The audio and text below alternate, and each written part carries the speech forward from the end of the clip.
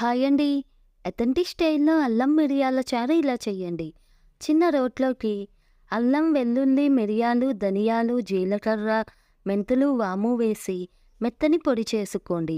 ఓ బౌల్‌లోకి పావు కేజీ టమాటా ముక్కలు తీసుకొని ఉప్పు వేసి మెత్తగా స్మాష్ చేసి పిప్పిని వేరు చేయండి.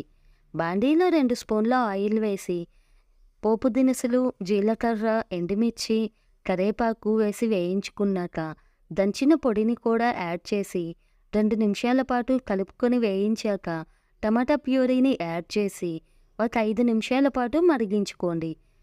టమాటా ప్యూరీలో పచ్చిదనం పోయాక ఒక పావు కప్పు చింతపండు రసం అలాగే ఇంకో 2 పావు కప్పుల నీటిని యాడ్ చేసుకొని ఉప్పు, పసుపు, చిన్న బెల్లం ముక్క వేసి చారు మరిగేటప్పుడు కొత్తిమీర వేసి దింపేసుకుంటే ఎంతో టేస్టీగా ఉండే అల్లం మిరియాల చారు రెడీ.